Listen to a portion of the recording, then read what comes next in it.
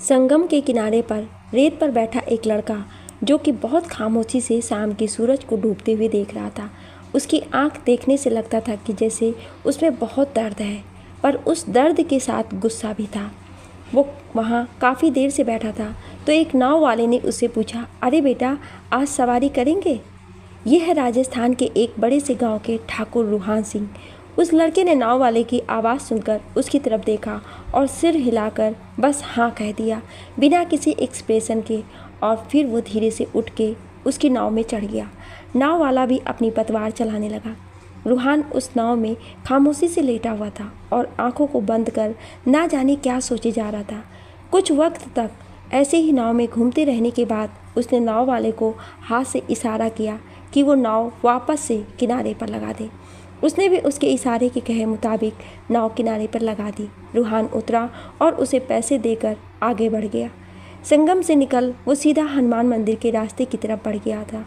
उस रास्ते पर जैसे जैसे वो बढ़ता जा रहा था, उसके कानों में शाम की आरती की और घंटियों की आवाज़ सुनाई दे रही थी और साथ में बढ़ती ही जा रही थी। वो चढ़ाई चढ़ के ऊपर आया और खड़ा होकर साउथ इंडियन महादेव के टेम्पल को देखने लगा और फिर एक नज़र डालकर वो वहाँ से चल दिया। बहुत से लोग इस वक्त दर्शन करने आए हुए थे, पर उसे देख के लग रहा था जैसे भगवान और उसके जन्मों से बैर है। वो ना किसी मंदिर में गया और ना ही किसी मंदिर के सामने हाथ जोड़ा। वो बाहर आया और गाड़ी जहाँ उसने पार्क की थी उसने वहाँ आके अपनी गाड़ी ली और चल दिया इलाहाबाद की सड़कों पर। वैसे शाम के वक्त इलाहाबाद को सड़कों का मज़ा ही कुछ और होता है। आप कभी भी यहाँ घूमने आए तो रात में ज़रूर बाहर निकलें, और ख़ासकर यहाँ का सरस्वती घाट रात के वक्त स्वर्ग से कम नहीं लगता है। सामने बहती गंगा जमुना और सीढ़ियों पर बैठकर उसको देखना बहुत ही सुखद आनंद देता है। यहाँ की सड़कों पर आपको भीड़ मिलेगी, पर जब आप वहाँ की भीड़ की भरी सड़कों का आनंद लेंगे तो आपको पता चलेगा कि आखिर इलाहाबाद है क्या चीज़। आपको यहाँ खुसरो बाग भी मिलेगा। यहाँ के हर फ्लाईओवर पर आपको गंगा कहाँ से निकलती है और कहाँ तक जाती है उसका दृश्य बना होगा।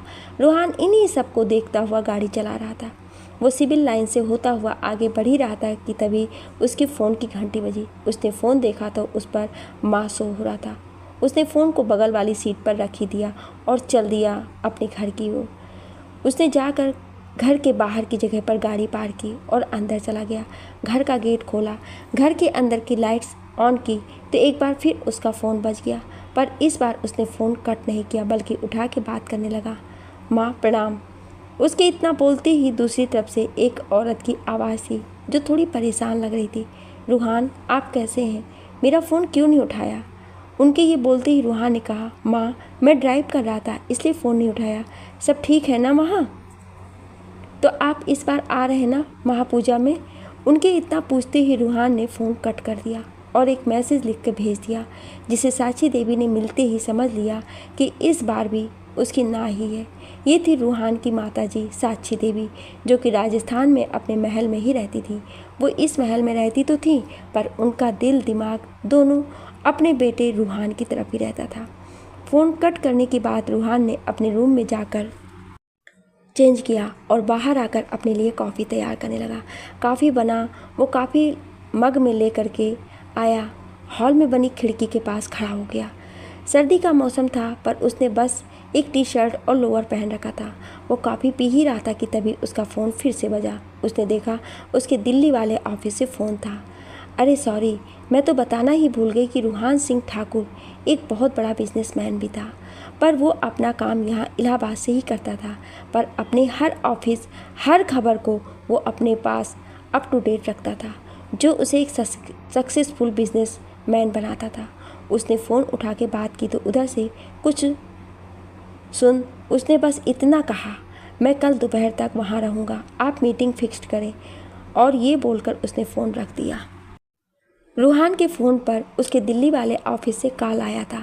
उसने सारी बातें सुनकर वहाँ आने के लिए बोल दिया था। उसने ये बोलकर फ़ोन रखा और कॉफ़ी पीते हुए सोचने लगा, वो इस घर में अकेला ही रहता है और इतना बड़ा बिजनेसमैन होकर भी वो अकेला था। ना कोई दोस्त, ना कोई प्यार करने वाला। माँ थी, उससे भी वो दूर ही रहता था। उसकी ज़िंदगी में वीराने के रंग के अलावा कोई रंग नहीं था और उसने इस रंग को खुद चुना था। रूहान ने काफ़ी ख़त्म कर अपने कमरे में चला गया। उसने अपनी पैकिंग की और आकर कल की मीटिंग के लिए सब देखने लगा। कुछ देर बाद उठा और खाना बनाकर खाकर सो गया, क्योंकि कल सुबह उसे जल्दी निकलना था एक सफ़र पर। लेकिन उसे ये नहीं पता था कि उसका ये सफ़र उसे एक नई मंजिल से मिलवाने वाला था। सुबह का वक्त, रूहान का घर। इस वक्त सुबह के 4 बज रहे थे, अंधेरा था। रूहान जब रेडी होकर बाहर आया तो घर के सामने 5 गाड़ियां खड़ी थी और सब के सामने बॉडीगार्ड्स थे। उसे इस वक्त देखकर लगता था कि वो सच में ठाकुर और एक बहुत बड़ा बिजनेसमैन है। उसकी इस पर्सनालिटी को इस वक्त कोई देखता तो सच में शॉक्ड हो जाता, क्योंकि जो रूहान संगम के एक किनारे पर बैठा था, जो रूहान इस सिंपल से घर में रहता था और जो इस वक्त खड़ा था, वो तीनों ही शख्स जैसे एक इंसान में होने के बावजूद भी अलग थे। वो बाहर निकला तो उसका मैनेजर गौरव जल्दी से आकर उसका लैपटॉप वाला बैग संभाला और उसके हाथ से लेते हुआ आया और एक आदमी को इशारा कर गेट को लॉक करने को कहता है। एक आदमी गेट लॉक करता है और रूहान आकर बीच वाली गाड़ी में बैठ जाता है। उसके बैठते ही गौरव और बाकी सब भी अंदर आकर बैठ गए। गाड़ी एक लाइन से आगे बढ़ गई। रूहान एकदम खामोश बैठा था। उसकी गाड़ी आकर बमरोली एयरपोर्ट रुकती है। इस एयरपोर्ट पर 2 तरह की फ़्लाइट आती हैं। पहली है एयरफोर्स की और दूसरी है दिल्ली जाने वाली, और जो दिल्ली जाती थी वही शाम को 4 बजे वापस भी आती थी। रूहान का प्लेन वहाँ खड़ा था। वो गया, चेकिंग करा के उसमें बैठ गया अपने मैनेजर और बाकी गार्ड्स के साथ। राजस्थान, दोपहर का वक्त। राजस्थान की रेत पर एक लड़की भागती हुई चली जा रही थी। उसने अपने बैग को एक हाथ से कस के पकड़ रखा था। तभी पीछे से उसकी एक दोस्त ने उसे आवाज़ लगाते हुए कहा, अरे रूहानी, जरा ठहर यार, मेरी तो जान ही निकल जाएगी। तो थोड़ा धीरे चल, नहीं तो मेरी सगाई से पहले मैं ऊपर चली जाऊंगी। बस कर यार। रूहानी ने बिना पीछे मुड़े उससे कहा, यार गिन्नी जानती है ना, आज मासी जी आ रही हैं घर, और दीदी ने कहा था जल्दी आने के लिए। अगर हम जल्दी नहीं पहुँचे तो उनकी डांट और तानों से हमें इस बार दीदी भी नहीं बचा पाएंगी, तो इसलिए घर पहुँचना बहुत ज़रूरी है। एक तो तेरी उस खटारा स्कूटी ने बीच रास्ते में धोखा दे दिया। जब उसकी ज़रूरत होती है तभी ऐसा होता है। भाग। ये कहते हुए वो दोनों भागे जा रही थी। गिन्नी ने लंबी सांस लेते हुए उससे कहा, अगर आज तेरी माँ और पापा होते तो तुझे कोई नहीं डांटता, और अगर तेरे पिता होते तो तुझे मासी के तानों से बचा लेते और उनका मुंह हमेशा के लिए बंद कर देते। फिर वो तुझे कभी नाजायज़ नहीं बोलती। ये सुनते ही रूहानी के भागते हुए कदम रेत के एक टीले पर रुक गए। गिन्नी का नाजायज़ कहना रूहानी को जैसे अंदर तक हिला गया था। रूहानी के भागते कदम रेत पर रुक गए। वो मुड़ करके गिन्नी को देखने लगी। गिन्नी की भी जुबान एकाएक बंद हो चुकी थी। उसे एहसास हुआ कि वो बोलते बोलते वो बात बोल चुकी थी जो उसे बोलना नहीं चाहिए था। उसे अपनी गलती का एहसास हो चुका था।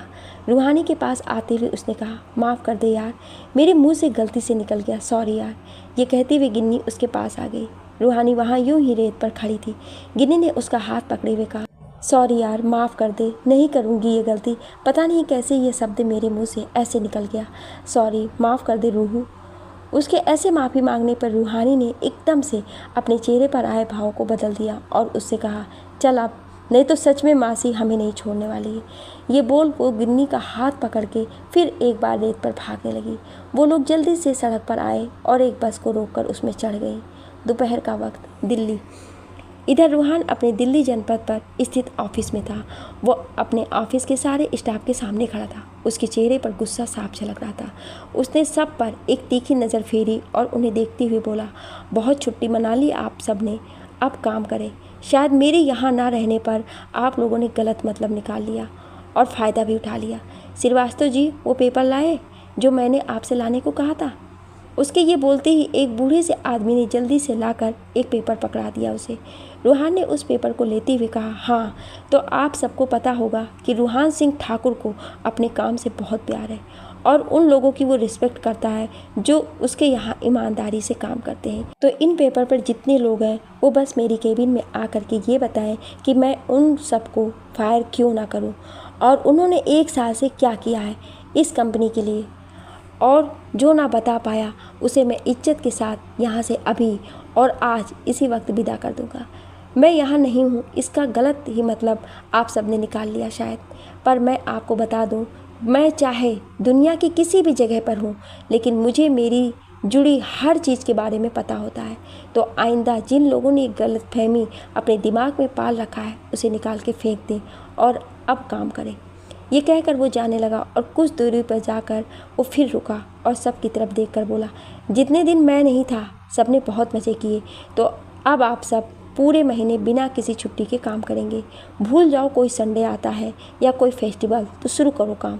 इतना कहकर वो चला गया। सारे स्टाफ का मुंह ये सुनकर उतर गया था और सब डरे हुए थे, साथ में परेशान भी थे। रूहान आकर अपने केबिन में बैठ गया और रात तक अपने काम में व्यस्त रहा। रात को उसके मैनेजर नील ने आकर उससे कहा, सर चले, एक मीटिंग में जाना है। उसके ये कहने पर रूहान को मीटिंग का याद आया और उसने लैपटॉप बंद करते हुए कहा, हाँ चलो। दोनों वहाँ से निकल के सीधे लिफ्ट से नीचे आए। गाड़ी में बैठते ही रूहान का फ़ोन बज उठा। नील आगे बैठा था। उसने ड्राइव से चलने को कहा। रूहान ने अपना फ़ोन उठा के देखा तो साक्षी जी का फ़ोन था। उसने फ़ोन उठाते हुए कहा, जी माँ बोलें, क्या बात है। उधर से साक्षी जी की आवाज़ थी, बेटा हमने सुना है आप दिल्ली आए हैं। जी, एक काम के सिलसिले में आना पड़ा। आप बताएं आपकी तबीयत कैसी है। हम ठीक हैं। आप इतनी दूर आ गए हैं तो थोड़ा और बढ़ के यहाँ आ जाएं, एक बार आपसे मिल लेंगे। 2 साल हो गया है आपसे मिले। आप पहले साल में एक बार मिल जाया करते थे, पर अब तो 2 सालों से आए ही नहीं है। एक बार आ जाओ बेटा। माँ, मेरे पास जब वक्त होगा मैं आ जाऊँगा, आप परेशान ना हो। वैसे भी कल मैं वापस चला जाऊँगा। एक बार आ जाओ, मिल जाओ, बस कुछ वक्त के लिए ही आ जाओ। साक्षी जी ने इतना ही कहा था कि तभी रूहान को एक आवाज़ सुनाई दी, अरे आंटी जी चलिए खाना खा लें। यह आवाज़ सुन रूहान को थोड़ा अजीब लगा। उसने अपनी माँ से पूछा, माँ ये किसकी आवाज़ है, कौन है ये। साक्षी जी ने उससे कहा, अरे ये तेरी सलोनी भाभी की बहन है, 2 साल से यहीं रहती है, सबका ध्यान रखती है, बड़ी प्यारी बच्ची है। अच्छा ठीक है, मैं बाद में बात करता हूँ। ये कहकर रूहान ने कॉल कट करके फ़ोन पॉकेट में रख लिया। इधर साक्षी जी के कमरे में वो लड़की प्लेट लेकर खड़ी थी। साक्षी जी ने उसे देखते हुए कहा, अरे रूहानी बेटा आओ। रूहानी उनके सामने प्लेट रखते हुए बोली, चलिए खाना खा लें आप, फिर मैं आपके पैरों की मालिश कर दूंगी और तब आप सो जाना। उसके ये कहने पर साक्षी जी खाना खाने लगी। रूहानी उन्हें खाना खिलाए, उनके पैर में मालिश कर वो उन्हें सुला के बाहर आ गई उनके कमरे से। वो जा ही रही थी कि तभी उसके सामने एक लड़का आकर उसका रास्ता रोककर खड़ा हो गया।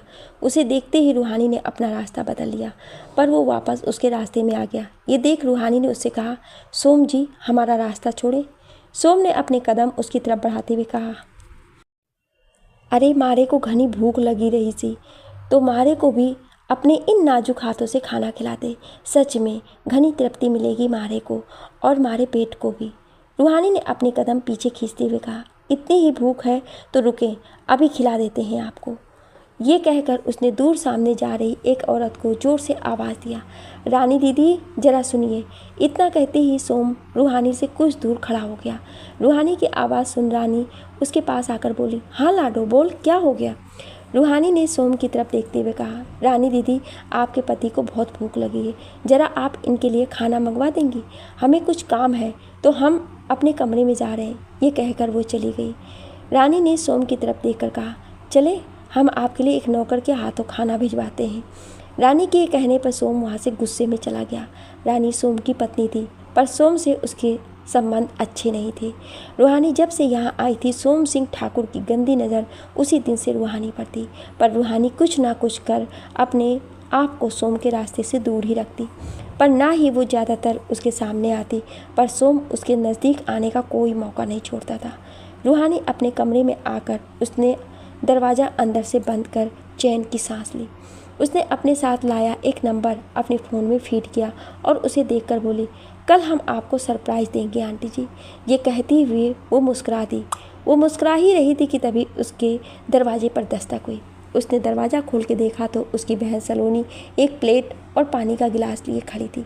उसने जल्दी से प्लेट और पानी का गिलास उसके हाथों से लेते हुए कहा, दीदी क्या ज़रूरत थी आपको इतना चल के आने की। डॉक्टर ने आपको मना किया है ना कि इस हालत में ज़्यादा नहीं चलना, फिर क्यों आए आप, चलिए बैठिए। ये कहते हुए उसने सलोनी को वहीं अपने बिस्तर पर बैठा दिया। सलोनी रूहानी की मासी की बेटी थी और उम्र में वो रूहानी से बड़ी थी। वो 9 महीने की प्रेग्नेंट थी, पर उन्हें देखकर लगता नहीं था।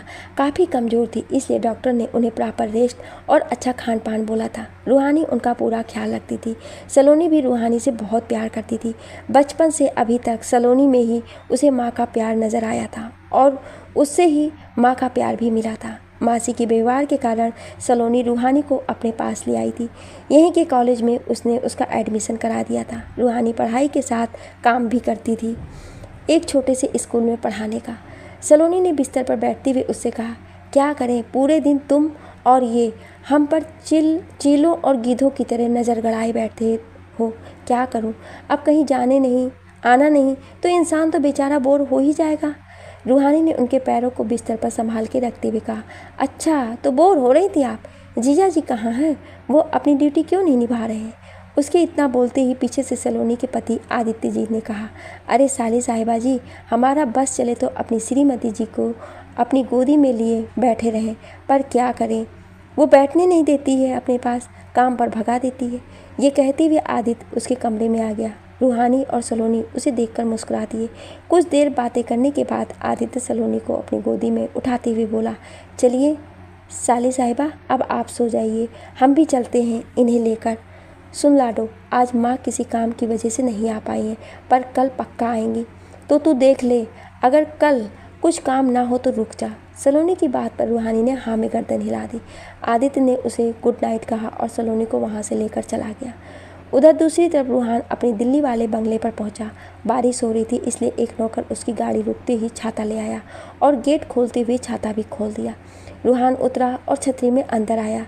नौकर ने छतरी बंद कर रखते हुए कहा, साहब खाना लगा दूं? रूहान ने ऊपर अपने कमरे में जाते हुए कहा, नहीं, आप बस एक कप कॉफ़ी बना के भिजवा दें। ये कहकर रूहान वहाँ से चला गया। नौकर भी उसके मुताबिक कॉफ़ी बनाने चला गया। रूहान कमरे में आया और अपने कपड़े चेंज कर बिस्तर पर बैठ गया। उसने अपने साथ लाई फाइल को खोल के देखा और उस पर काम करने लगा। एक नौकर आया और कॉफ़ी रख के चला गया। रूहान काम करते हुए कॉफ़ी पी रहा था और बाहर बहुत तेज़ बारिश हो रही थी। जिस बारिश के होने से रूहान को कुछ नहीं हो रहा था, वहीं दूसरी तरफ राजस्थान में रूहानी बारिश देखकर मुस्कुराई जा रही थी। उसने अपना हाथ खिड़की से बाहर बढ़ा के बारिश के पानी को लेकर महसूस किया। कितना खूबसूरत एहसास होता है ना इन बारिश के बूंदों का। ये कहते हुए रूहानी बारिश के पानी से खेलने लगी। वहीं जब बारिश की कुछ बूंदें आकर रूहान के ऊपर गिरी तो उसने गुस्से में कहा, नफरत है मुझे बरसात से ही, हर चीज़ भिगो देती है, मेरे पेपर गीले हो गए। ये कहते हुए उसने खुली हुई खिड़की को बंद कर दिया। सुबह का वक्त राजस्थान।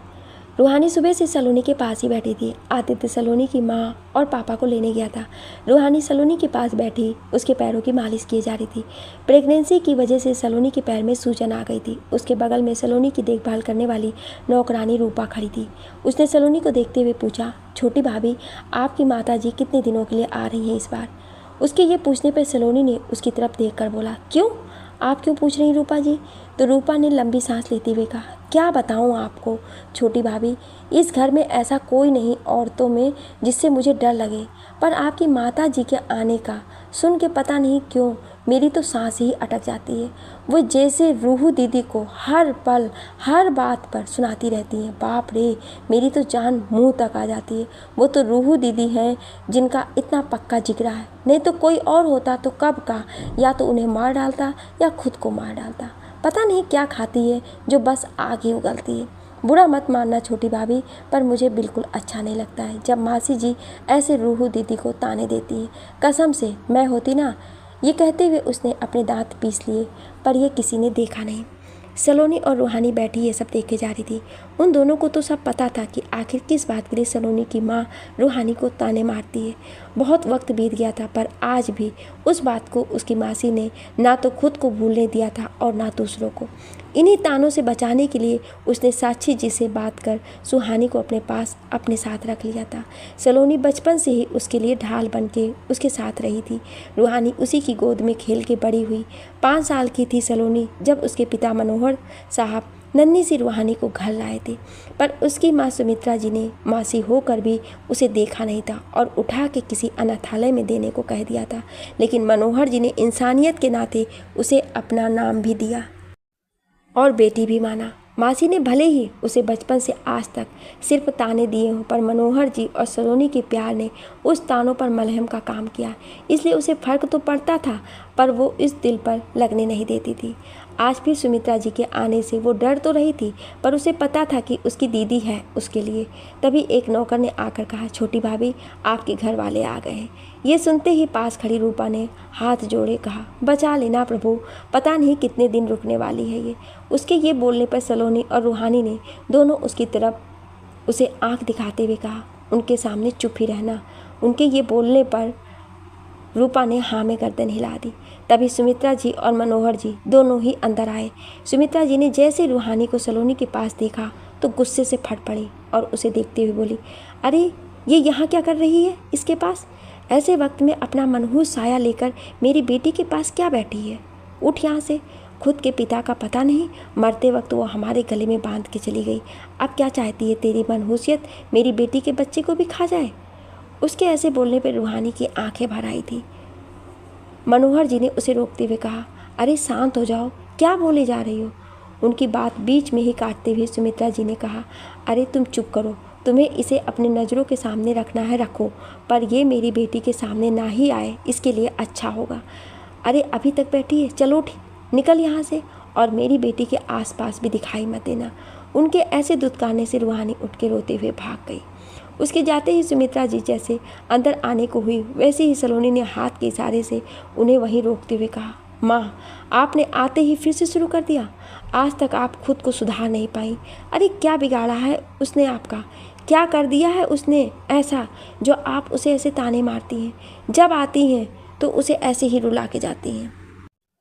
पर इस बार बस आपने उसे कुछ भी कहा, जब तक यहाँ है तो सोच लेना मैं आपकी शक्ल भी नहीं देखूंगी। तो सोच लो क्या करना है आपको। उसके ऐसे कहने पर उन्होंने मुंह बना लिया। उधर दूसरी तरफ रूहान अपनी ऑफिस में बैठा काम कर रहा था। रूहान की सेक्रेटरी रोज़ी एक फ़ाइल लेकर उसके पास आई और दरवाजे पर नॉक करते हुए बोली, सर मे आई कम इन? रूहान ने बिना उसकी तरफ देखे हुए कहा, यस। उसके इतना कहते ही रोज़ी अंदर आई। उसने रूहान के सामने एक फ़ाइल रखते हुए कहा, सर मैंने ये फ़ाइल कंप्लीट कर दी है और सारा मैम आपका कॉन्फ्रेंस रूम में बैठी इंतज़ार कर रही हैं। ये सुनते ही रूहान को याद आया कि उसकी तो मीटिंग थी। वो जल्दी से अपना कोट उठाते हुए खड़ा हुआ और उससे बोला, तुम चलो। और नील कहाँ है? आज सुबह से दिख नहीं रहा है। ये कहते हुए उसने अपना कोट पहना। रोजी ने उसे देखते हुए जवाब दिया, सर उनकी माँ के आज सुबह मंदिर से आते वक्त एक्सीडेंट हो गया था, इसलिए वो आज नहीं आए हैं। इतना सुनते ही रूहान ने बाहर जाते हुए कहा, मुझे किसी ने बताया क्यों नहीं? और नील को जो भी ज़रूरत हो उसकी हेल्प करो, मैं मीटिंग के बाद बात करूँगा उससे। ये कहकर वो कॉन्फ्रेंस रूम की तरफ बढ़ गया। जब वो कॉन्फ्रेंस रूम में पहुंचा तो सामने एक लड़की बैठी थी, बहुत ही लेटेस्ट फैशन की साड़ी, स्लीवलेस ब्लाउज, खुले स्ट्रेट बाल, कानों में मैचिंग ईयरिंग, हाथों में एक्सपेंसिव वॉच, दिखने में बेहद खूबसूरत थी वो। उसका मैनेजर और सेक्रेटरी उसके पीछे खड़े थे। रूहान ने अंदर आते हुए बस एक नज़र उसे देखकर बोला, हेलो मिस सारा, सॉरी मैं लेट हो गया, तो मीटिंग शुरू करें? ये कहते हुए वो सारा के सामने वाली चेयर पर बैठ गया। सारा ने बहुत नज़ाकत के साथ कहा, श्योर। उसके कहते ही सारा की असिस्टेंट ने प्रेजेंटेशन दिया। काफ़ी देर तक मीटिंग चलती रही। जब मीटिंग ख़त्म हुई तब रूहान ने उसकी तरफ देखकर कहा, मुझे सब अच्छा लगा, पर मैं एक बार फाइल पढ़ के और कुछ टर्म एंड कंडीशन देखकर आपको बता दूंगा। ये कहकर रूहान उठ के जाने लगा तो सारा ने उसे रोकते हुए कहा, वो तो ठीक है, लेकिन क्या हम पर्सनली नहीं मिल सकते? आप अगर फ्री हो तो आज शाम अशोका होटल में मिलते हैं, फाइल के बारे में बात कर लेंगे और कुछ टाइम भी बिता लेंगे। उसके ये कहते ही रूहान उसकी तरफ मुड़ा और उससे बोला, इन फालतू कामों के लिए मेरे पास वक्त नहीं है, तो अच्छा होगा आप सिर्फ प्रोफेशनल ही रहें, पर्सनल ना हो, क्योंकि अगर मैं पर्सनल ले लिया तो बहुत प्रॉब्लम में आ जाएंगी आप। ये बोलकर वो चला गया। सारा उसे गुस्से में जाते देखती रह गई। शाम का वक्त, जैसलमेर। रूहानी रेत पर बैठी सूरज को डूबते हुए देखे जा रही थी। आज जो भी सुमित्रा जी ने उससे कहा था वो उसके दिल को चुभ गया था। वो बैठी खामोशी से सूरज को एकटक देखे जा रही थी। तभी उसकी दोस्त गिन्नी भागते हुए उसके पास आई। उसने उसे देखते हुए कहा, यहाँ बैठी है? मैं तो तुझसे मिलने महल गई थी, पर पता चला तेरी वो खड़ूस मौसी आ रखी है। बाप रे, बहुत मुश्किल से खुद को बचा के आई हूँ, पर तू क्या यहाँ बैठी कर रही है? ये सब उसने ज़ोर ज़ोर से सांस लेते हुए और उसके पास बैठते हुए कहा था। रूहानी बिना उसकी तरफ देखे बोली, तू क्या कर रही थी यहाँ पर? अरे तेरे लिए अपने हाथों के बने लड्डू लेकर आई थी। इस बार रूहानी ने उसकी तरफ देखते हुए कहा। कहाँ है लड्डू? कहाँ है का क्या मतलब? अरे भाभी सब लेकर अपने पास रख लिए। अब अगर तू जल्दी नहीं चली तो मुझे लगता है कि वो लड्डू भाभी ख़त्म भी कर देंगी। चलेगी या यहीं बैठी सूरज देवता को भेजेगी? ये सुनते ही रूहानी एकदम से उठी और उससे बोली, तो फिर बैठी क्या है ऊँट की तरह, चल उठ। ये बोल वो रेत पर भागते हुए उससे आगे निकल गई। रूहानी महल आई तो सीधे सलोनी के कमरे में गई। देखा तो वो लड्डुओं का डिब्बा लिए खाए जा रही थी। उसने जल्दी से आगे बढ़ के डिब्बा खिसका लिया और उससे बोली, बस करो दीदी, अभी आपकी तबीयत खराब हो जाएगी। ये कहते हुए उसने एक लड्डू उठा के मुँह में डाल दिया। अरे सीधा सीधा क्यों नहीं बोलती लाडो कि लड्डू तेरी कमजोरी है? तो लड्डुओं को किसी के साथ शेयर नहीं करती है, पर देख इसमें मेरे भी हैं। ये कहते हुए सलोनी थोड़ा आगे बढ़ी तो रूहानी ने डिब्बा पीछे करते हुए कहा, जो भी हो आपने खा लिया है, ये मेरे हैं, अब आप बैठो, मैं आती हूँ। ये बोलकर वो चली गई और सलोनी उसे ऐसे देख खुश थी। उधर दिल्ली एयरपोर्ट रात के वक्त रूहान वापस जाने के लिए अपनी कार से उतरा। वो अंदर जा ही रहा था कि तभी उसका फ़ोन बजा। उसने फ़ोन उठा के देखा तो साची जी का था। उसने फ़ोन उठाया और आगे बढ़ने लगा। उधर से ना जाने किसकी आवाज़ थी। रूहान घबरा गया और उसने जल्दी आने को कहकर उसने अंदर जाकर बात की और अपने चॉपर को जयपुर इंटरनेशनल एयरपोर्ट के लिए बुक कर दिया। रूहान दिल्ली एयरपोर्ट पर था कि तभी उसके फ़ोन पर साची जी के फ़ोन से कॉल आता है। वो सीधा वहाँ के लिए अपने चॉपर में बैठ के निकल जाता है। रूहान जब रात के करीब 10 बजे जयपुर इंटरनेशनल एयरपोर्ट पहुँचता है तब वहाँ बहुत ज़ोरों की बारिश हो रही थी। वो किसी तरफ जल्दी से एयरपोर्ट से बाहर आया। उसकी सारी गाड़ियाँ आकर खड़ी थी। एक आदमी ने आकर छतरी खोली और रूहान छतरी के अंदर आया। वो उस आदमी के साथ आकर अपनी गाड़ी में बैठा। महल ले चलो जल्दी, ये कहते हुए रूहान ने अपना फ़ोन निकालकर एक बार फिर साची जी को फ़ोन किया, लेकिन उनका फ़ोन लग ही नहीं रहा था। वो अब परेशान हो रहा था। उसने फ़ोन साइड में रख दिया। गाड़ी जयपुर की भीगी सड़कों पर दौड़ी चली जा रही थी। वो परेशान सा बाहर देख रहा था। करीबन 2 घंटे बाद वो महल पहुंचा। जिस वक्त वो पहुंचा था उस वक्त महल में अंधेरा था। बरसात की वजह से लाइट कट हो चुकी थी।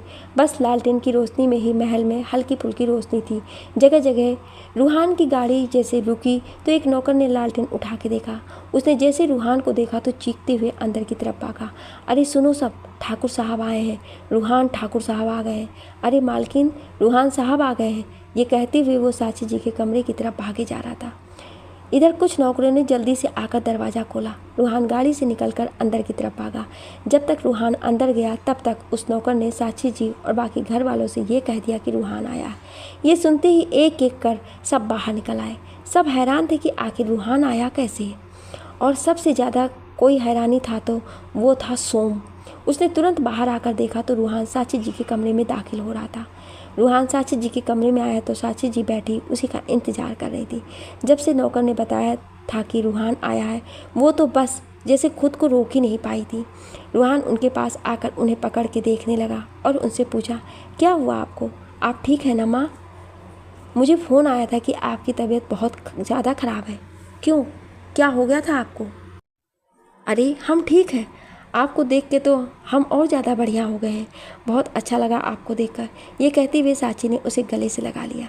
रूहान उनसे दूर होते हुए बोला, पर आपको हुआ क्या था? अरे कुछ नहीं, बस ज़रा सा बीपी बढ़ गया था। पर आपको किसने बताया कि हमारी तबीयत ख़राब है, जबकि ये बात तो किसी को नहीं पता महल में सिवाय रूहू। इतना कहकर वो खामोश हो गई और अपने दिमाग पर जोर देने लगी। तभी उन्हें याद आया कि किसी काम से रूहानी उनका फ़ोन ले गई थी बाहर और अभी तक वापस नहीं किया था।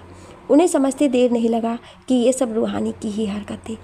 पर वो खुश थी और उसके साथ घबराई हुई भी, क्योंकि वो जानती थी कि रूहान को झूठ से सख्त नफरत थी। अगर उसे पता चला तो वो बहुत गुस्सा होगा, इसलिए उन्होंने उसे बस उतना बताया जितना सच था। रूहान ने उनकी तरफ देखते हुए कहा, अब आप कैसी हैं, ठीक है ना आप? साची जी ने उसके चेहरे पर हाथ फेरते हुए कहा, हाँ बेटा हम ठीक हैं। ये सुनते ही रूहान उनके गले लग गया। उनसे गले लगे हुए बोला, माँ आपको पता है ना, आप हमारी जान हैं। कुछ हो गया आपको तो हम अनाथ हो जाएंगे। चुप करो, ऐसे नहीं बोलते।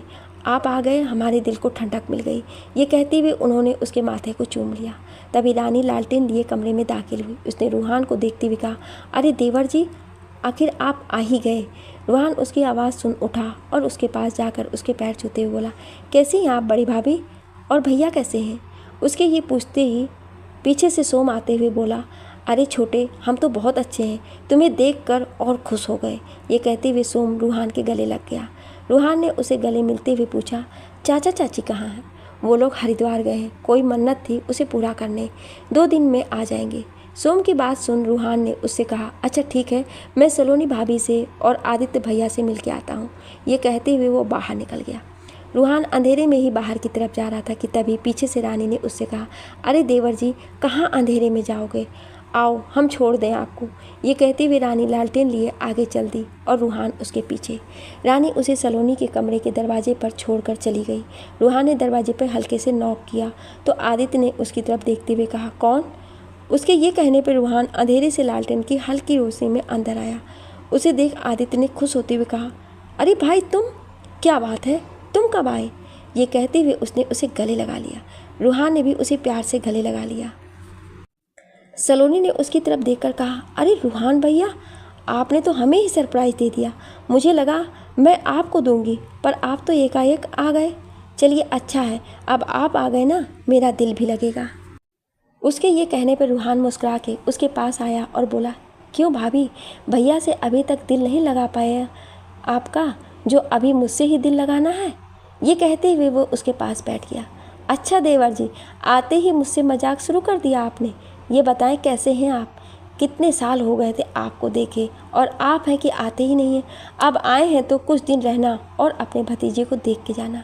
सलोनी के बोलने पर रूहान ने सर नीचे किए हुए कहा, नहीं भाभी, मैं कल शाम तक चला जाऊंगा, कुछ काम है तो इसलिए, बस माँ से मिलने आ गया था। सलोनी उसका हाथ पकड़कर बोली, भैया 2 साल बाद आए हो, रुक जाओ कुछ दिन अपनों के साथ, महापूजा हो जाए तो चले जाना, तब तक सबके साथ रह लो। नहीं भाभी, बहुत काम है, मुझे मीटिंग के लिए दिल्ली आना पड़ा था तो वहीं से आया, कल मैं वापस चला जाऊंगा, रुक नहीं पाऊंगा मैं भाभी। रूहान के ऐसे कहने पर सलोनी इस बार उस पर जोर नहीं दी। उसने बगल में खड़ी रूपा से कहा, रूपा जाओ भैया को मेहमानों वाले कमरे में रुकवा दो आज।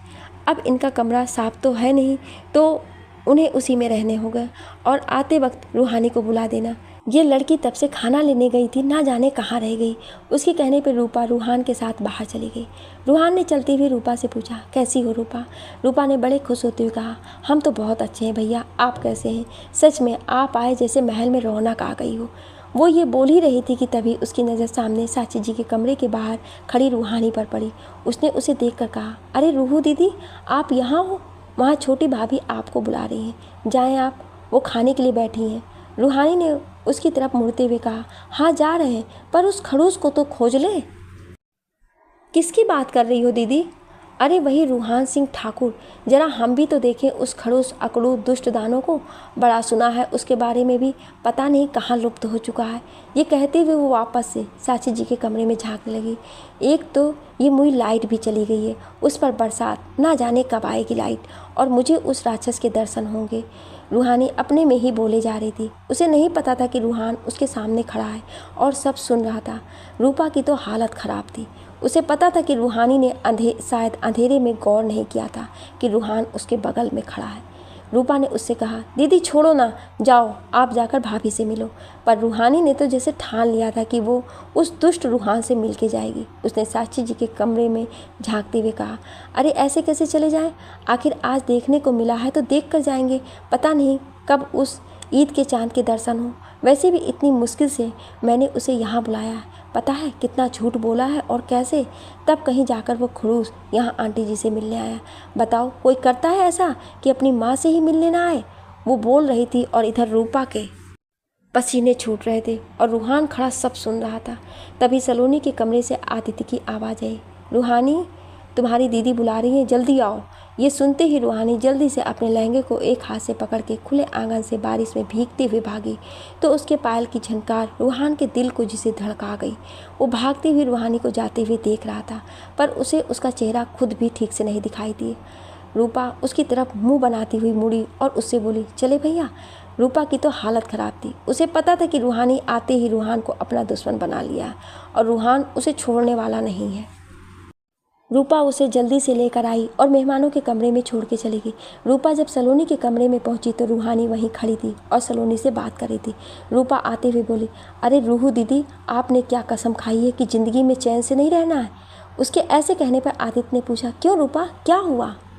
अरे भैया क्या बताएं, यह आज खुद के पैर पर कुल्हाड़ी मार कर आई है। बताओ। रूहान भैया बगल में खड़े थे और रूहू दीदी ने उन्हें ना जाने क्या क्या कहा। ये तो अंधेरे में उन्हें देख नहीं पाई और बोल दी, पर उन्होंने तो शायद अब तक मन में ठान लिया होगा कि वो रूहानी दीदी को सबक सिखा के रहेंगे। रूपा के बताने पर सलोनी ने मुस्कुरा के पूछा, क्या बोला इसने देवर जी को? रूपा आंखें बड़ी करके बोली, अरे ये पूछो भाभी, क्या नहीं बोला? खड़ूस, अकड़ू, दुष्ट दानव, राक्षस और ना जाने क्या क्या, और ये भी कि इन्होंने उन्हें झूठ बोल के यहाँ बुलाया। अब तो इन्हें कोई नहीं बचा सकता। उसके ऐसे कहने पर रूहानी की तो हालत ख़राब हो गई। सलोनी और आदित्य हंसे जा रहे थे। उधर कमरे में रूहान अपने शर्ट की बटन खोलते हुए बोला, अकड़ू, खड़ूस, दुष्ट दानव, राक्षस और तो और हमसे झूठ भी बोला। तुम्हें तो मैं बताऊंगा रूहानी, बहुत जबान चलती है ना तुम्हारी, हम बंद करेंगे उसे। रूहानी को जब से ये पता चला कि उसने रूहान के सामने ही उसे ये सब कहा है, तब से उसकी हालत ख़राब थी। वो सलोनी के पैर की मालिश किए, तेल की कटोरी लिए उसके कमरे से बाहर आ गई। उसने दरवाज़ा बंद किया और अपने कमरे की तरफ बढ़ गई। लाइट अभी तक नहीं आई थी, बारिश हो गई थी पर ख़त्म नहीं हुई थी। रात काफ़ी हो गई थी, सब सो गए थे। रूहानी अपने कमरे की तरफ जाने लगी तो उसने देखा छत पर हल्की बूंदाबांदी में कोई खड़ा था। वो भीग रहा था पर उसे जैसे कोई फ़र्क नहीं पड़ रहा था। रूहानी ने उसे देखा तो अपने कदम उधर बढ़ा दिए, पर वो सीढ़ियों तक पहुंची ही थी कि तभी रूपा ने कहा उससे, दीदी ऊपर कहाँ जा रही हो? चलो, सोना नहीं है क्या? चलिए। रूपा इतना कहकर आगे बढ़ गई। रूहानी ने एक बार ऊपर देखा पर वहाँ कोई नहीं दिखा उसे। उसने सोचा शायद जो था वो चला गया, इसलिए वो भी अपने कमरे में आकर लेट गई। उधर छत पर टहल रहा रूहान भी कुछ वक्त में आकर अपने कमरे में लेट गया। सुबह का वक्त। रूहानी सुबह उठकर सबको आरती दे रूपा और रानी के साथ नाश्ता तैयार करवा रही थी। उसने जल्दी से नाश्ता बनवा के सलोनी के कमरे में चली गई। जब वो उसके कमरे में पहुंची तो देखा सलोनी रेडी होकर अपने कमरे में बैठी थी। आदित्य उसके पास बैठा हुआ कुछ काम कर रहा था। उसने दोनों को देखते हुए पूछा, आप दोनों का खाना यहीं ले आऊँ मैं, या जीजा जी आप सबके साथ खाना खाएंगे? सलोनी की प्रेगनेंसी की वजह से वो बाहर नहीं जाती थी, इसलिए रूहानी उसे यहीं लाकर खाना खिला देती थी। आदित्य ने उसे देखकर कहा, साली साहिबा आप इन्हें ही खिलाएं, मैं तो जा रहा हूँ अपने भाई के साथ खाने। जीजा जी, सोम जीजा जी तो नहीं हैं और आपके वो ठाकुर साहब का तो पता नहीं। बचे तो आप बोलो तो यहीं दीदी के साथ ले आऊँ। रूहानी के ये कहने पर सलोनी ने कहा, क्यों, रूहान भैया कहाँ हैं? वो इतनी सुबह कहाँ चले गए? इस पर रूहानी ने उससे कहा, क्या पता रातों रात भाग गया हो। और ये बोल वो खुद ही हंसती। उसे ऐसे हंसते देख सलोनी उसे मुंह बना के देखा। आदित्य ने उसे देखकर कहा, नहीं, वो बड़ी माँ के कमरे में होगा, मैं देख कर आता हूँ। तुम एक काम करो, रूपा के साथ मेरा, बाकी सब और अपना खाना यहीं ले आओ, आज सब साथ खाना खा लेते हैं। ये बोल के वो चला गया। रूहानी नीचे चली गई। इधर साची जी के कमरे में जब आदित्य पहुंचा तो रूहान उनके कमरे में बैठा था। साची के लिए वो नाश्ता लाया था और उन्हें खुद अपने हाथों से खिला रहा था। तभी आदित्य ने उसे देखकर कहा, वाह, आज तो बड़ी माँ की लॉटरी लग गई है, आज रूहान जी खुद उन्हें नाश्ता करा रहे हैं। उसकी आवाज़ सुन रूहान और साची जी दोनों ने उसकी तरफ देखा। आदित्य अंदर आकर साची जी के बगल में बैठ गया। अरे भाई, मैंने सोचा आज माँ को मैं ही नाश्ता करा देता हूँ। वैसे अभी दोपहर तक मुझे निकलना है, क्योंकि शाम को विनय जी का फ़ोन आया था। वो अपने किसी प्रोजेक्ट के लिए मुझसे बात करने आ रहे हैं, तो जाना ज़रूरी है। अच्छा, चले जाना। चलो पहले हमारे साथ नाश्ता कर लो, फिर हम खुद तुम्हें एयरपोर्ट तक छोड़ाएंगे। आदित्य के कहने पर रूहान अपनी माँ को खाना खिला वहाँ से चला गया। जब वो आदित्य के साथ वहाँ आया तो उसने देखा कि सब वहीं बैठे थे। सलोनी की माँ और मनोहर जी भी आ गए थे। रात ज़्यादा होने के कारण वो रूहान से मिल नहीं पाए थे। सुमित्रा जी ने उसे देखते हुए कहा, अरे बेटा, आ गए तुम? बहुत वक्त हो गया था तुम्हें देखे, तुमसे मिलने। अच्छा हो गया कि तुम आ गए। चलो इसी बहाने तुम इस बार महापूजा में तो रहोगे। रूहान ने उनकी तरफ देखकर कहा, नहीं आंटी जी, मैं इतना खाली नहीं कि ऐसी चीज़ों के लिए रुकूं। उसके ये कहने पर सुमित्रा जी जैसे आगे बोलने को हुई तो मनोहर जी ने उन्हें रोकने के लिए कहा, कोई बात नहीं बेटा, चलो आओ बैठो और बताओ काम कैसे चल रहा है, सब ठीक है ना वहाँ पर? रूहान वहाँ रखी एक चेयर पर बैठते हुए बोला, जी अंकल जी, सब ठीक है, आप कैसे हैं? भाई हम तो मस्त रहते हैं, बाकी हमारी बेटियों की मुस्कान हमें ठीक कर देती है। ये बोल मनोहर साहब हंस दिए, पर सुमित्रा जी के चेहरे पर गुस्सा आ गया, पर उन्होंने कुछ कहा नहीं। उधर रूहानी सब के लिए नाश्ता लेकर आई रूपा के साथ, पर जब उसने देखा कि सुमित्रा जी अंदर बैठी हैं तो वो बाहर ही रुक गई। रूपा ने उसे ऐसे खड़ा देखा तो उससे बोली, दीदी चलो अब। उसके कहने पर भी वो वहीं खड़ी रही और रूपा से बोली, रूपा तुम इसे ले जाओ और फिर आकर बाकी चीज़ें ले जाना, अंदर मासी बैठी हैं, अभी देख कर फिर कुछ बोलने लगेंगी, तू जा और ये सब रख के आ और ये भी ले जा, कोई पूछे तो बोलना कि मैं चली गई स्कूल। ये सुनकर रूपा ने भी कुछ नहीं कहा। वो अंदर गई और नाश्ते की ट्रे वहाँ रखकर वापस आई और रूहानी के हाथ से ट्रे लेकर वापस अंदर चली गई। रूहानी वहाँ से सीधे साची जी के कमरे में गई। रूपा के साथ रूहानी को ना देखकर सलोनी ने उससे पूछा, रूपा रूहू कहाँ है? नाश्ता नहीं करेगी क्या वो? बोलो उसे कि आए जल्दी, अभी स्कूल जाने का वक्त तो हो जाएगा और बिना खाए चली जाएगी वो। उसके कहने पर रूपा ने उससे वही कहा जो उसे रूहानी ने बोलने को कहा था। सलोनी ने उसकी बातें सुनकर उससे कहा, पर अभी तक तो जाने का वक्त नहीं हुआ है, तो इतनी जल्दी कैसे चली गई? सुमित्रा जी ने उसे देखकर कहा, छोड़ो ना बेटा, क्या लेना देना, चली गई तो चली गई, जाने दो, तुम खाना खाओ, तुम्हें दवाइयाँ भी तो लेनी है। उनके ये कहने पर सलोनी कुछ बोलने ही जा रही थी कि तभी आदित्य ने उसे रोक दिया। वो भी इस वक्त शांत रही। उधर साची जी के कमरे में जब रूहानी पहुंची तो वो कोई किताब पढ़ रही थी। उसने अंदर आते हुए उनसे कहा, आंटी जी आपने दवा ली अपनी? उसे देखते हुए साची जी ने कहा, नहीं बेटा भूल गए, चलिए जल्दी से ले लो। ये कहते हुए उसने दवाई और पानी उनकी तरफ बढ़ा दिया। साची जी ने उसके हाथों से दवा पानी लिया और खा लिया। ग्लास उसे देते हुए साची जी ने उससे कहा, थैंक्स बेटा। उनकी बात पर रूहानी ने उनकी तरफ देखकर कहा, दवाइयाँ तो मैं आपको रोज़ देती हूँ, पर आपने कभी तो नहीं कहा थैंक्स, तो आज क्यों? रूहानी के बोलने पर साची जी ने उसका हाथ पकड़कर अपने पास बैठाते हुए बोली, थैंक्स इसलिए क्योंकि आपने मुझे मेरे बेटे से मिलाया और उसे यहाँ पर आने पर मजबूर कर दिया। थैंक्स बेटा, सच में मैं बहुत खुश हूँ, कुछ वक्त के लिए ही सही वो आए तो सही। इस बात पर रूहानी ने उनसे पूछा, कुछ वक्त मतलब वो रुक नहीं रहे हैं क्या महापूजा के लिए? नहीं, उसकी मीटिंग है कोई जिससे उसे जाना तो है, वो वापस आज दोपहर को जा रहा है। ये सुनते ही रूहानी ने सोचते हुए कहा, किसके साथ है मीटिंग? अरे विनय सिंह राजपूत जी हैं उनके साथ, वो इस वक्त ग्वालियर में है तो वापस जा रहा है। उनके इतना कहने पर रूहानी ने देखा कि वक्त हो गया था, उसे स्कूल के लिए निकलना था। वो उठते हुए बोली, अच्छा आंटी मैं चलती हूँ, स्कूल का वक्त हो गया है। ये बोल वो बाहर आ गई। वो उनके कमरे से निकल ही के जा ही रही थी कि उसके कदम रूहान के कमरे के सामने आकर रुक गए। उसने झांक के देखा तो वहाँ कोई नहीं था। रूहान का फ़ोन बज रहा था। उसने इधर उधर देखा और अंदर घुस गई। फ़ोन उठा के देखा तो विनय जी का फ़ोन आ रहा था। फ़ोन शायद काफ़ी देर से बज रहा था, इसलिए उसके उठाने से पहले कॉल कट गया। उसने फ़ोन रखने का सोचा, फिर कुछ दिमाग में आते ही उसने टेबल पर रखे पेन को उठाया और उस नंबर को अपने हाथ में लिख लिया। तभी उसके कानों में किसी के कदमों की आहट आई। वो जल्दी से फ़ोन को बिस्तर पर पटक के बाहर जाने को हुई तो देखा कदमों की आहट बढ़ गई है, शायद कोई कमरे के नज़दीक आ गया है। रूहानी ये सुन के घबरा के दरवाजे के पीछे छुप गई।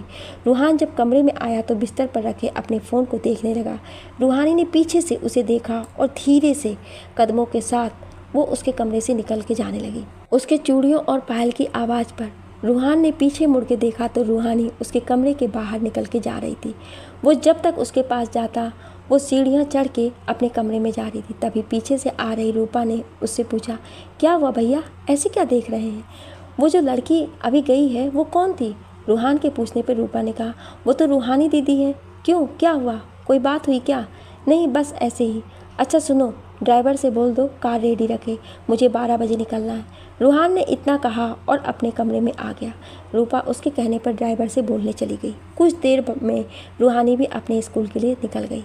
दोपहर का वक्त। रूहान जाने के लिए तैयार हो रहा था। रानी उसके लिए बहुत सी चीज़ें ले आई थी जो उसने खुद अपने हाथ से बनाया था। रूहान ने अपना ब्लेजर पहनते हुए रानी को देखकर कहा, भाभी आप ये सब क्या कर रही हैं? इतना सारा कौन लेकर जाएगा? आप तो ऐसे बोल रहे हैं जैसे यहाँ और कोई भी है। अरे देवर जी, आपके लिए है ये सब, और चुपचाप आप रेडी हो और मुझे मेरा काम करने दें। ये कहते हुए रानी ने बाकी डिब्बों को भी बैग में भर दिया। रूहान रेडी होकर बाहर आया और सबसे मिलकर अपनी गाड़ी के पास आकर खड़ा हो गया। नौकर ने उसके सामान को गाड़ी में रख दिया। उसने साची जी के पैर छुए और सबको बाय बोलकर कार में बैठ गया। वो वहाँ से चला गया।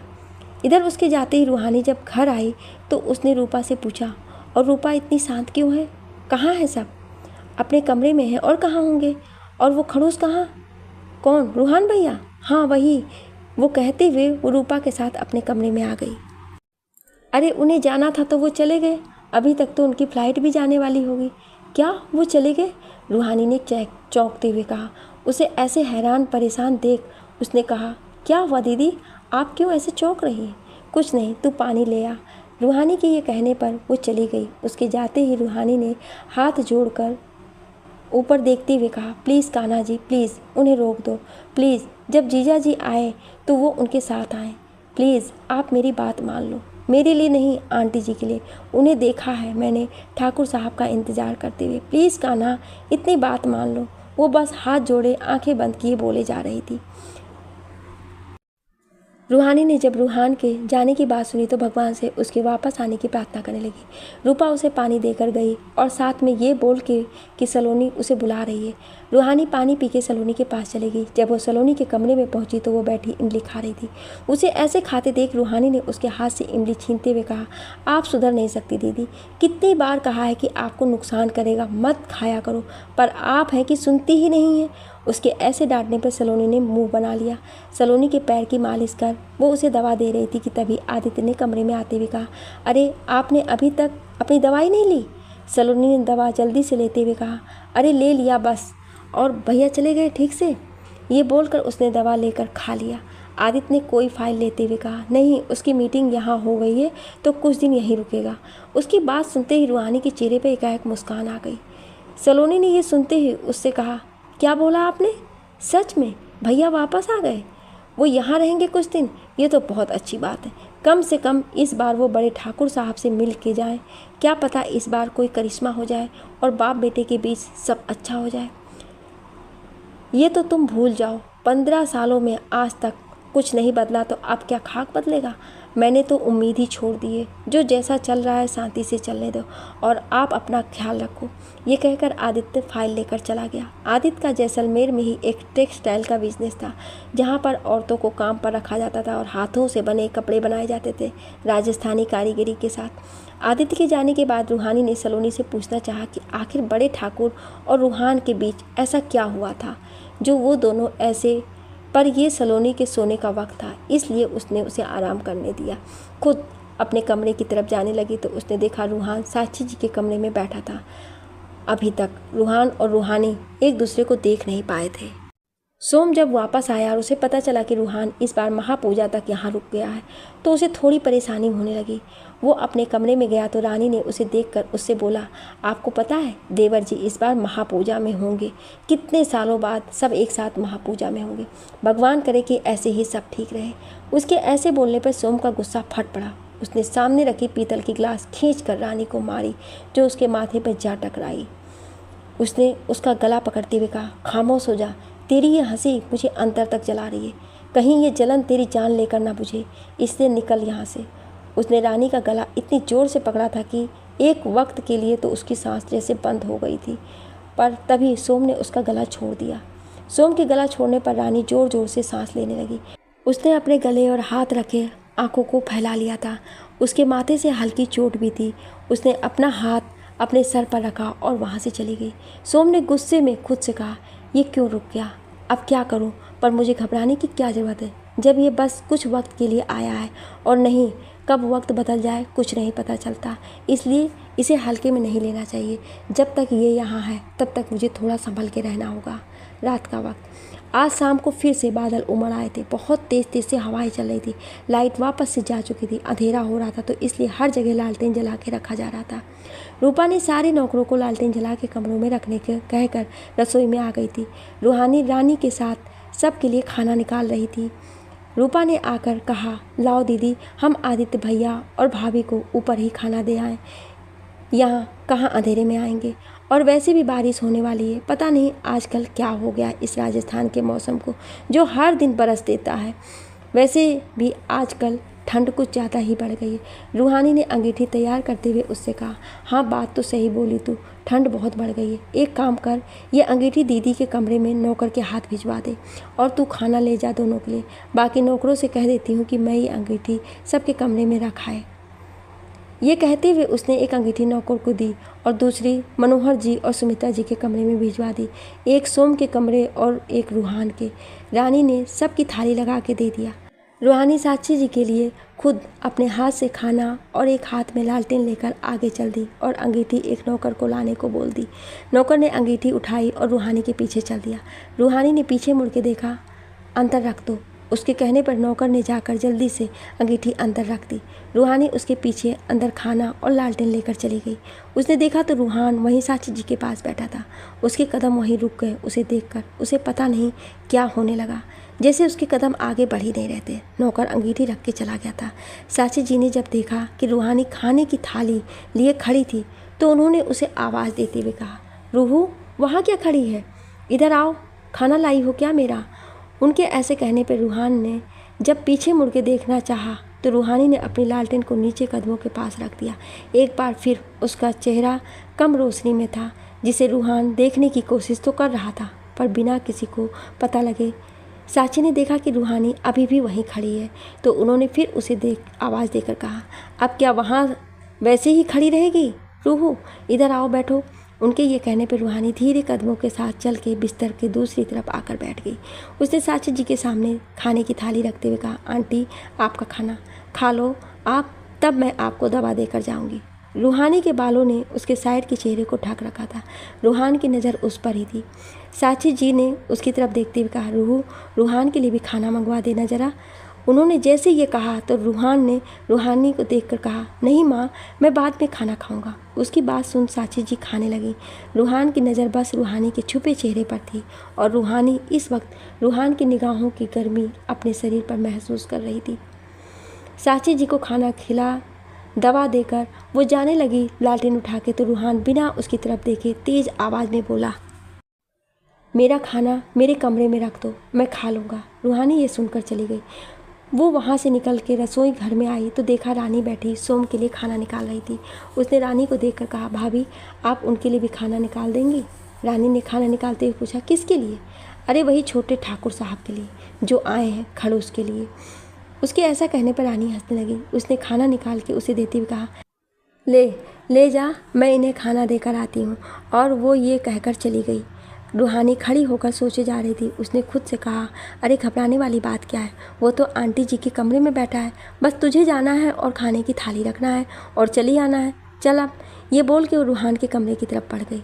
रूहान के कमरे के सामने रुक उसने दरवाज़ा खोला तो तभी बारिश शुरू हो गई थी। बिजली बहुत तेज़ से कड़क रही थी। रूहानी रूहान के कमरे में गई और खाने की थाली रख वापस पीछे मुड़ी जाने को तो रूहान से टकरा गई। वो गिरने को हुई तो रूहान ने उसकी कमर पकड़ के अपने पास खींच लिया। रूहानी उसके बहुत पास खड़ी थी। रूहान उसके चेहरे को धुंधली सी रोशनी में देख रहा था। रूहान ने टेबल पर रखे जलती कैंडल को उठा के उसके चेहरे के पास लाते हुए उसे देखा। रूहानी के कांपते गुलाबी होंठ, उसकी काजल से भरी बड़ी बड़ी आँखें, उसके सुर्ख गाल, उसका चेहरा कैंडल की रोशनी में जैसे और चमक आया था।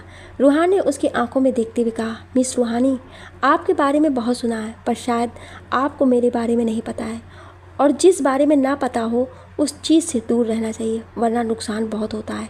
आपने आज और उससे पहले जो किया उसे मैं माफ़ नहीं करूँगा। मुझे झूठ से सख्त नफरत है और तुमने सिर्फ झूठ बोला ही नहीं बल्कि मुझे यहाँ रुकने पर मजबूर किया। वादा करता हूँ कि मुझे रोकने का तुम्हें बहुत अफसोस होगा।